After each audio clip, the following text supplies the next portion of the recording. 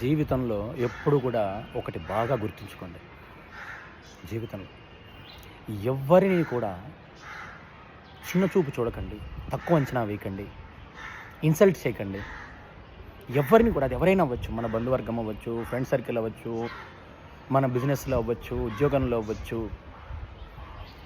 అవ్వచ్చు, మన ఇంటి పక్కల వాళ్ళు అవ్వచ్చు, మన బంధువర్గంలో అవ్వచ్చు, మన ఫ్రెండ్ సర్కిల్లో అవ్వచ్చు, మన బిజినెస్ పార్ట్నర్స్ అవ్వచ్చు, కలీగ్స్ అవ్వచ్చు, ఫ్రెండ్స్ అవ్వచ్చు, క్లోజ్ ఫ్రెండ్స్ అవ్వచ్చు. ఎవరైనా సరే ఎవ్వరిని కూడా చిన్న చూపు చూడవకండి, ఎవ్వరిని తక్కువ అంచనా వేయకండి. ఎందుకంటే వాడి యోగం ఏంటో మీకు తెలియదు, వాడి టాలెంట్ ఏంటో మీకు తెలియదు.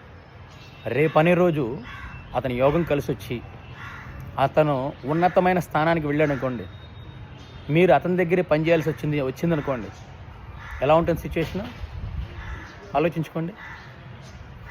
అతనినే సహాయం కోరాలి, అతనినే ఖచ్చితంగా మనకు అదే మ్యాండేటరీ అనుకోండి, అప్పుడు ఏం చేస్తారు? లేదంటే అతను మనకన్నా ఉన్నతమైన పొజిషన్లో ఉన్నాడు, మనం అసలు అందుకోలేని పొజిషన్లో ఉన్నాడు, ఎలా ఉంటుంది అప్పుడు? ఎవ్వరిని తక్కువ అంచనా వేయకండి, ఎవరి టాలెంట్ని తక్కువ అంచనా వేయకండి. ఎవరిలో ఏం టాలెంట్ ఉందో అది ఎప్పుడు బయటపడుతుందో ఎవరికీ తెలియదు, భగవంతుడికి తప్ప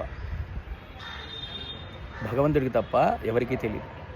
ఎవ్వరిని తక్కువ అంచనా వేయకండి, ఎవ్వరిని ఇన్సల్ట్ చేయకండి, కించపరిచినట్టు అస్సలు మాట్లాడవకండి. నేను చాలామందిని అబ్జర్వ్ చేస్తాను, చాలా ఇన్సల్టింగ్గా చేస్తుంటారు. ఫ్రెండ్ సర్కిల్ అవ్వచ్చు, మన ఇంటి చుట్టుపక్కల అవ్వచ్చు, పరిసరాల్లో అవ్వచ్చు, కొలీగ్స్ అవ్వచ్చు, ఎవరైనా సరే, బంధువర్గంలో అవ్వచ్చు. ఏమో ఎవరికి ఎప్పుడు ఏ యోగం కలిసి వస్తుందో ఎవరికి తెలియదు. మీరు అందుకోలేని పొజిషన్లో వాడు ఉన్నాడు అనుకోండి, అతన్నే మీరు సహాయం కోరవలసి వచ్చిందనుకోండి, ఎలా ఉంటుంది? మనస్సాక్షిని చంపుకొనైనా వీళ్ళు అడగాలి. మనం ఒకప్పుడు మనం ఇన్సల్ట్ చేసిన వ్యక్తి ఈరోజు ఎక్కడో ఉన్నాడు, అసలు మనం అందుకోలేని స్థాయిలో ఉన్నాడని మనమే ఫీల్ అవుతాం. అయ్యో నేను ఆ రోజు ఇట్లా మాట్లాడానని గిల్ట్ ఫీల్ అవుతాం.